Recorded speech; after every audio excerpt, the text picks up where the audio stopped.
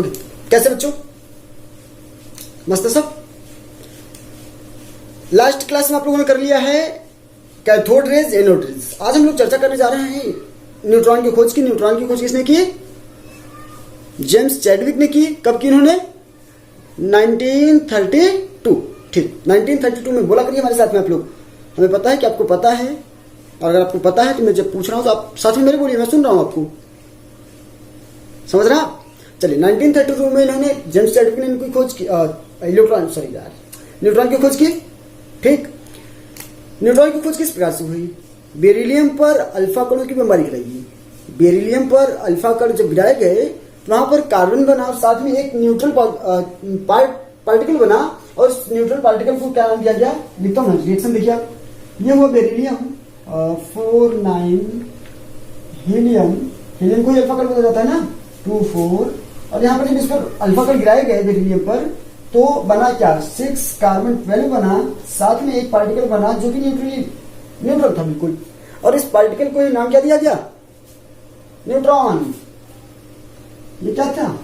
Neutron था। तो we can say when alpha particles are attack on beryllium particles, a neutral particle form, that is neutron. Clear हो गया? Clear हो गया? Neutron का discovery 1932 में जेम्स चैडविक के द्वारा किया गया। थॉमसन के मॉडल की बात कीजिए।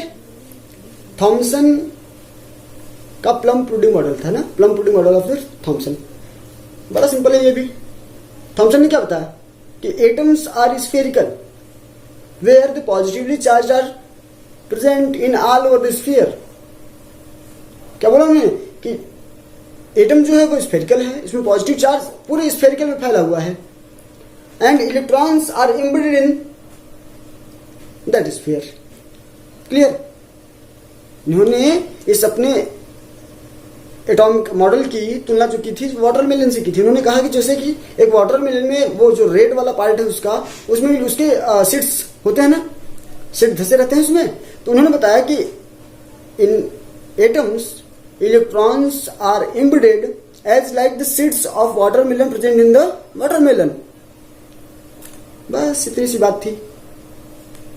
फिगर ट्रा करें इसका, फिगर समझिए। According to the Thomson, atoms are spherical in nature, where the atom positive charge are present all over the sphere.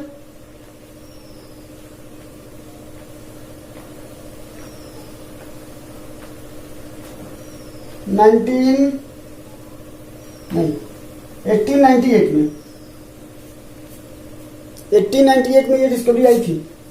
1897, sorry यार क्या करूं मैं, 1897 में इलेक्ट्रॉन की डिस्कवरी भी इन्होंने की थी। याद है ना आपको? 1897 में इलेक्ट्रॉन की डिस्कवरी थॉमसन ने की, और 1898 में उन्होंने अपने मॉडल दे दिया। क्लियर? मॉडल क्या था उनका? स्फेरिकल एटम होता है, उसमें इलेक्ट्रॉन्स वाटरमेलन की सीड की तरह धसे रहते हैं। ये हो गया किसका model? Plum pudding model of Thomson. यहां पर एक बात बताइए आप हमको, क्या इलेक्ट्रॉन्स का मूवमेंट बताया गया? क्या इलेक्ट्रॉन्स मूव करते हैं ऐसा बताया गया? कहीं नहीं बताया गया। यहाँ तो स्टैटिक हो गया ये कि भैया न्यूट्रल है ये तो बता रहा है कि यहाँ पर पॉजिटिव चार्ज प्रेजेंट है, नेगेटिव चार्ज प्रेजेंट है। अगर पॉजिटिव और नेगेटिव दोनों प्रेजेंट हैं तो एटम न्यूट्रल होता है, ये बात सही हो गई। चलिए, ये बात तो होता भी है, न्यूट्रल और एटम न्यूट्रल होता है, ये बात सही है बिल्कुल। पर इन्होंने ये नहीं बताया कि इलेक्ट्रॉन मूव करता है। That is their drawback. इनका ड्रॉबैक था ये कि इन्होंने ये नहीं बताया कि इलेक्ट्रॉन्स मूव कर सकते हैं। क्लियर? पहला ड्रॉबैक था। दूसरा कि why is the atom stable. Why is an atom stable. Atom stable क्यों है, इसका भी एक्सप्लेनेशन नहीं किया। There two drawbacks of Thomson model. First one is they can't explain about the movement of electrons. This is a static model. Clear? Second क्या बताया मैंने कि उन्होंने why is an atom stable, they can't explain. Thomson का model flop. Ernest Rutherford का model आ रहा है आगे। ठीक, चलो। अर्नेस्ट रदरफोर्ड का मॉडल कब आया? 1911 में आया, है ना। इन्होंने प्रोटॉन की डिस्कवरी की थी। प्रोटॉन की डिस्कवरी किसने की थी? रदरफोर्ड ने की थी। समझिए, यहां से अल्फा कणों को गोल्ड फॉइल पर, ये क्या है, गोल्ड फॉइल, गोल्ड फॉइल पर क्या है, थॉमसन के अकॉर्डिंग जो एटम्स होते हैं स्फेरिकल होते हैं, पॉजिटिव चार्ज हर जगह पर इक्वली डिस्ट्रीब्यूटेड होता है। ठीक, तो अगर ये पॉजिटिवली चार्ज है और यहाँ पर मतलब ये एटम है, यहाँ पर पॉजिटिव चार्ज है, तो अब जब यहाँ से अल्फा कण यहाँ पर आएगा तो पॉजिटिव चार्ज अल्फा पर भी अल्फा पर पॉजिटिव चार्ज है और यहाँ पर भी पॉजिटिव चार्ज है, तो यहाँ पर डेविएशन शो करेगा ये, और ये जो डेविएशन होना चाहिए वो थोड़ा सा होना चाहिए, इस तरह से थोड़ा सा डेविएशन करके इसको इस तरह से निकल जाना चाहिए, या फिर इस तरह से निकल जाना चाहिए, या फिर अगर सपोज दैट यहाँ से अल्फा कण आ रहे हैं तो उसको थोड़ा सा डेविएशन, मतलब हर बार हल्का सा डेविएशन शो करके एटम्स को उस तरफ निकल जाना चाहिए, फॉइल को पार करके दूसरी तरफ, एटम्स को भेद करके दूसरी तरफ निकल जाना चाहिए। पर ऐसा इन्होंने देखा नहीं। क्या देखा इन्होंने कि जब यहां से अल्फा कणों को गिराया गया तो ये अल्फा कण, इनको अनुमान ये था कि ये जो अल्फा कण है वो जाएंगे इस तरफ से और इस तरफ क्या करेंगे, भेद करके इस पॉइंट पर जाकर के अटैक करेंगे। हर बार इनका अनुमान ये था, या फिर इनको लग रहा था कि ये हल्का सा डेविएशन शो करेंगे, इतना डेविएशन शो करेंगे, ये इस तरह का डेविएशन शो करेंगे। पर इन्होंने देखा जो वो इन्होंने ये देखा कि 92% जो थे, 92% अल्फा रेज जो थी वो एक तरफ से दूसरी तरफ सीधे से निकल जा रही थी, एक तरफ से चल रही थी तो दूसरी तरफ सीधे सीधे निकल जा रही थी।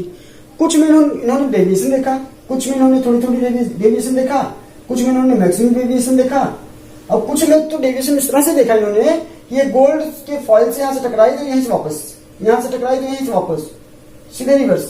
समझ रहे हैं? इस तरह का इनको डेविएशन जब दिखा तो इन्होंने बताया क्या,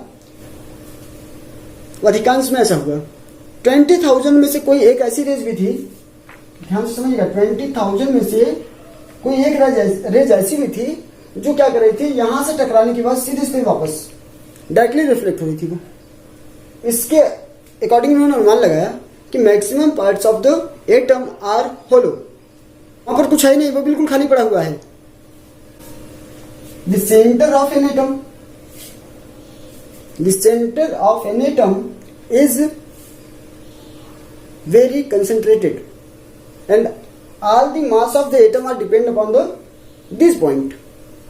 क्या उन्होंने बोला कि मैक्सिमम, चलिए इसको पहले यूज किया जाए, end of the centre of an atom is very concentrated. ये पॉइंट की बात उन्होंने की कि इस पॉइंट पर ये कैसा है, वेरी कंसंट्रेटेड है ये, and all the mass of atom is depend on this point. इसी पॉइंट पर या इसी मिडिल सेंटर पर ही सारा मास होता है इसका, और इस पॉइंट को इन्होंने नाम दे दिया था न्यूक्लियस का। This is called as a nucleus. Sorry, क्या बताया मैंने ये बात बताई आपको, maximum part of atom is hollow because maximum rays are directly reflected from one side to another side। Second में आपने बताया कि कुछ तो ऐसे थे जो डेविएशन शो कर रहे थे, कुछ ऐसे थे जो डेविएशन शो कर रहे थे। कुछ डेविएशन शो करने का मतलब ये हुआ कि यहाँ पर मिडिल सेंटर पे कुछ ना कुछ तो ऐसा है जो इनको रिफ्लेक्ट कर रहा है, और कुछ ना कुछ कैसा हो सकता है, वो पॉजिटिवली चार्ज हो सकता है। इसलिए उन्होंने बताया कि जो पॉजिटिव चार्ज है वह केवल और केवल सेंटर पे है, और उस पॉजिटिव चार्ज की वजह से ही इसका मास होता है। सिंपल सी बात मैंने बताई आपको कि पॉजिटिव चार्ज के कारण, इस पॉजिटिव चार्ज के कारण यहां पर इस एटम में मास होता है। क्लियर? और ये पॉजिटिव चार्ज कहां प्रेजेंट है, in the centre of an atom. Atom के सेंटर में पॉजिटिव चार्ज प्रेजेंट है, उस पॉजिटिव चार्ज के कारण क्या है, इसका मास है ना, एटम का मास पॉजिटिव चार्ज के कारण है। और इसी पॉजिटिव चार्ज वाले सेंटर को नाम क्या दिया गया, न्यूक्लियस। आपसे पूछा जाएगा कि न्यूक्लियस पॉजिटिवली चार्ज क्यों होता है, उसका रीजन है कि न्यूक्लियस के अंदर प्रोटॉन प्रेजेंट होते हैं। क्योंकि यहाँ पर न्यूट्रॉन की खोज नहीं हुई है, ये 1911 में चल रहा है ना, और न्यूट्रॉन कब खोजे गए थे, 1932 में खोजे गए थे। तो सीधी सी बात है कि यहाँ पर न्यूट्रॉन की खोज नहीं हुई है। इसलिए हम आप इतना समझिए कि जब तक थॉमसन ने बताया था तब तक केवल प्रोटॉन की बात की थी, और उन्होंने इलेक्ट्रॉन की बात की थी, क्योंकि इलेक्ट्रॉन भी 1897 में खोज दिए गए थे। इन्होंने बताया कि electrons are present around the nucleus. क्या बताया इन्होंने,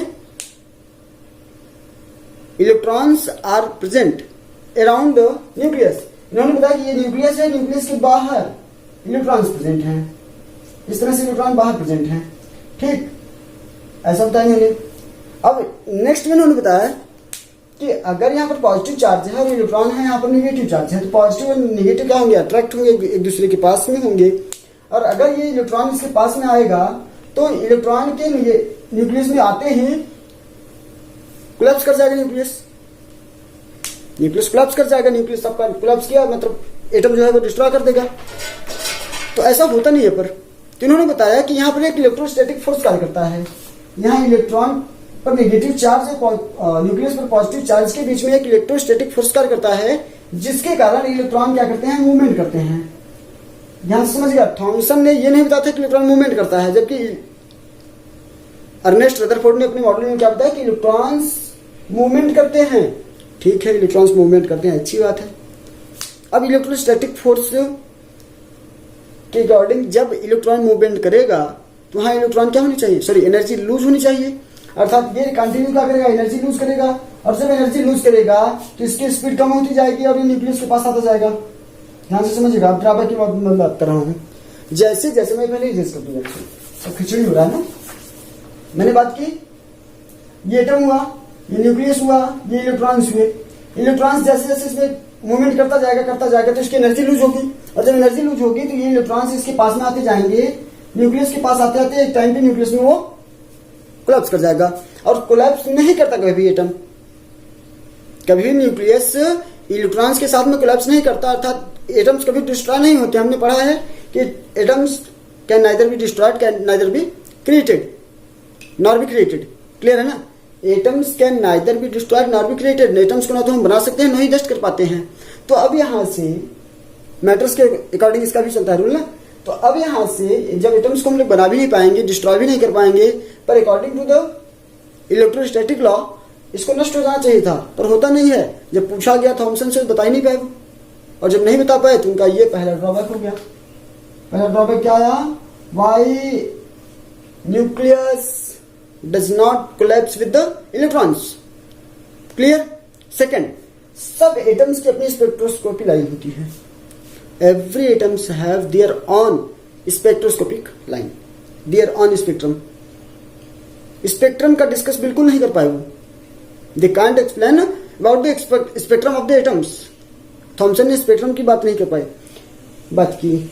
अब आपको समझना क्या है, थॉमसन का परमाणु मॉडल, अर्नेस्ट रदरफोर्ड का परमाणु मॉडल, ये आपको अच्छे से लिखना है।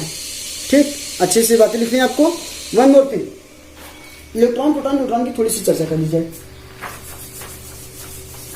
इलेक्ट्रॉन प्रोटॉन और न्यूट्रॉन की थोड़ी चर्चा कर ली जाए। तो इलेक्ट्रॉन प्रोटॉन न्यूट्रॉन को ई से इंडिकेट किया जाएगा, प्रोटॉन को पी से, न्यूट्रॉन को एन से। इतनी बात तो पता है सबको।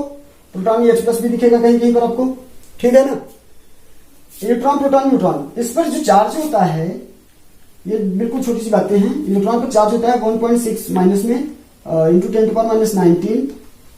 इस पर होता है plus 1.6 into 10 to power minus 19। और यहाँ पर जो चार्ज होता है 0 होता है वो। क्लियर। मास की बात करेंगे आप, मास की बात करेंगे तो इसका होता है 9.1 into 10 to power minus 31 KG. ध्यान से समझिएगा, 9.1 into 10 to power minus 31 KG. अगर इसको ग्राम में चेंज करेंगे आप, ग्राम में चेंज का यूनिट मास में किया जाएगा। ठीक, यूनिफाइड मास में, यू में जब चेंज करेंगे तो इलेक्ट्रॉन वहां पर 0 मान लिया जाएगा, 0 मान लिया जाएगा। अप्रॉक्स की बात की जा रही है ना। प्रोटॉन जो होता है वो 1.6 into 10 to power 1.67 into 10 to power minus 27 KG. और same to same 1.67 into 10 to power minus 27 KG neutron का। प्रोटॉन और न्यूट्रॉन का अप्रॉक्स हम देख रहे हैं कि इतना ही मास है, केजी में वैल्यू हो रही है। ये यूनिफाइड मास की बात करेंगे तो ये 0 है, प्रोटॉन 1 होता है और न्यूट्रॉन भी 1 होता है। क्लियर है ये बातें, क्लियर है। डिस्कवरी आप बता दीजिएगा हमको, डिस्कवरी कब और किसने की, ये आप बताएंगे हमको, कमेंट कर देंगे। ठीक, वीडियो कैसा लगा आपको, अगर अच्छा लगा तो लाइक कर दीजिएगा। आप लोग नोट्स सेंड कर रहे हैं आप लोग हमको, ठीक। चलिए, थैंक यू।